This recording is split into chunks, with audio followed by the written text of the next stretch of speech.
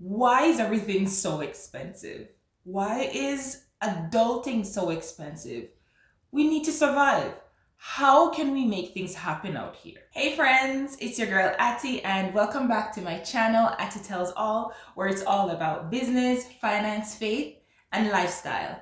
I want to give a big shout out to all of you who watched the last video on how to create a budget.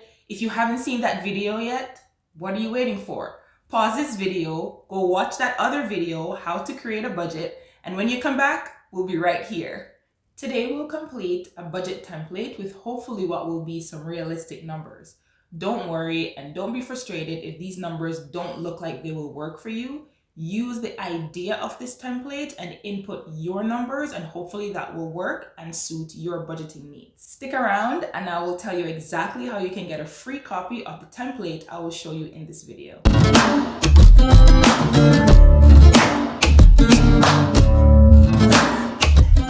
For the purposes of this video, I'm going to use a salary that's $55,000 gross per year for one person, and we're going to call that person Jane. Jane is single and she does not share expenses with anyone, and she's renting an apartment. If she lives in Ontario, Canada, her monthly salary will work out to roughly be $3,500 per month with all things considered. So we're talking about income tax, 4% vacation, pension plans, vacation pay, etc. She's also taking home an additional income of $300. This can be a side business that she has. If she was a mom, which she isn't right now, maybe we could say that this could be a child tax of some sort, or it could be some other kind of side hustle. So we'll walk through her budget and we'll see how best she can budget her income. Because Jane earns about $3,500 a month, her tithes and charity amount is definitely going to be $350. The next thing that Jane has to do here on her budget is to make sure that she's saving at least 10%. So she has $300 here for regular savings, but she has $50 here for an additional emergency fund, and this will work out to exactly about 10% of her total income, the 300 plus the 350. So that's a good start for her. The next item that she has here is her line of credit, any kind of loan that she might have. We'll just say for now that she has $80 on this one. We'll say for argument's sake also that she has $80 on her student loan. As for her credit card, we're going to assume that Jane is budgeting properly. She's spending properly. She has no unnecessary expenses that she can't handle. So we're going to say that her credit card debt is $0 at the moment. The next thing that Jane has here is her mortgage or rent. So remember I said earlier that she's single and she's renting, so she's paying $1,300 per month on rent.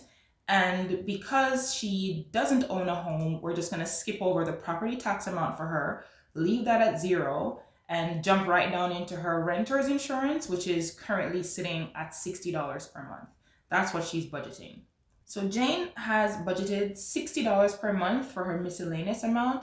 That's not a whole lot, but remember that you do need this kind of item on your budget to sort of cover random purchases that you might need. For example, if you need to run to the pharmacy to get something that you didn't plan for, then this is where it will definitely come from. What she's doing here, she's also budgeting $150 per month to cover her personal allowances.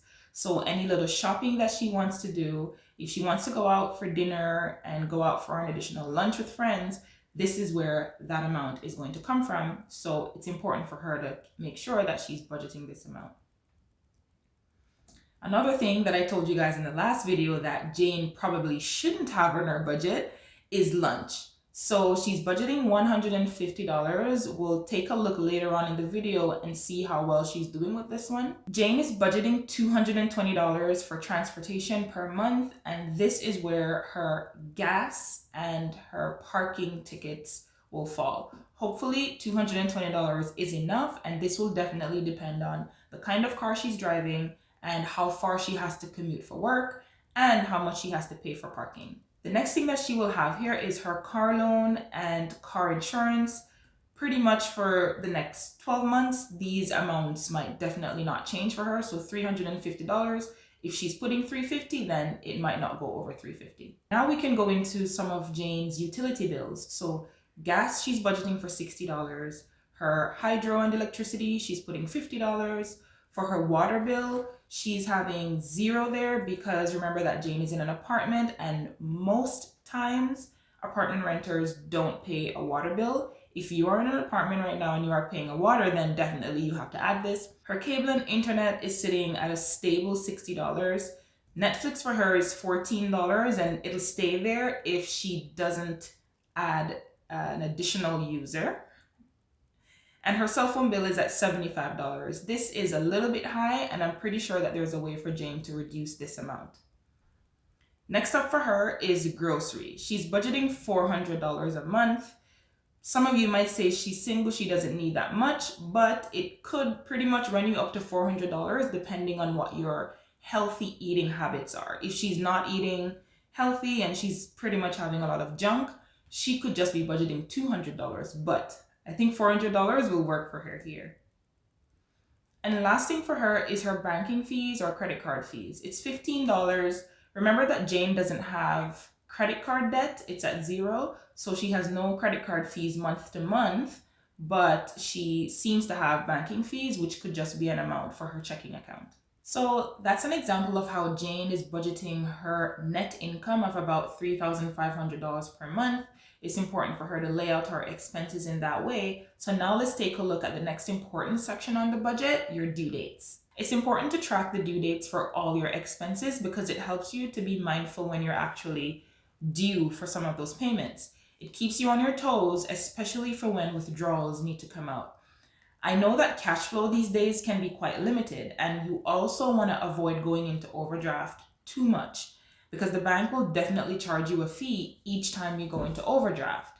And it really doesn't matter if you get paid the next day, the fee will still be taken from your account. It might be useful to lay out your budget items in chronological order, and this might give you a little bit more clarity when you're viewing the entire month's expenses. Notice here that Jane has February listed instead of a due date, and this is because these items don't actually have a due date. She has to spend on each of them in small chunks that add up to her budgeted amount for them. So now let's look at how Jane spends her salary this month and look at how she's actually entering her amounts on her budget. Again, the first thing that she's going to put in is her tithes and charity. That's exactly $350. It's about 10% of her monthly income. And she will be saving $300 and putting $50 in her emergency fund. That's about 10% again of her total income. Her line of credit amount is going to be exactly $80. That's what she budgeted for because she knows that's the payment required. Her student loan will also be $80 for the actual amount. And again, her credit card is zero. She has no credit card debt. She will be paying her credit card in full and on time every month. So Jane is inputting $1,300 for her mortgage because she is renting. And because she's a renter, she does not have property tax. So we'll just go ahead and put in $0 right here. And the next thing that she will need is her renter's insurance. She budgeted $60. She will definitely spend $60 per month until her policy is up for renewal. Now let's take a look at what Jane is spending on her miscellaneous amount. It looks like she overspent by about $7. So you can see that the balance is actually giving her a negative amount. And she's over budgeted in this area. It might be okay, it might not be okay, depending on what the rest of her budget looks like. So for her personal allowance, you can see that she's buying shoes and she's going out for dinner. She bought some cosmetics. Is she over or under? She is actually over by $5. We'll see later on how this affects her overall. For lunch, she budgeted $150 per month. And we see here that she spent $153. So she's barely over by $3. I would say that's pretty good until she can actually get rid of this lunch item on her budget. Transportation costs for her gas and parking amounts, they seem to be pretty okay. She didn't spend all that amount this month and she actually ended up with a surplus of $21 in that area. Her car loan and car insurance are definitely coming in right at the amount budgeted, $350. So she's okay there. And then her utilities, let's see what she's coming up with here. So for gas, she budgeted $60 a month. She ended up spending $75, so there is some consumption there that she needs to cut down and pay attention to. Her electricity bill and her hydro bill, how is she doing here? She came in $5 under, so she has a $5 surplus. That's really good. And water, she has no water bill, so we're going to go ahead and put $0 here.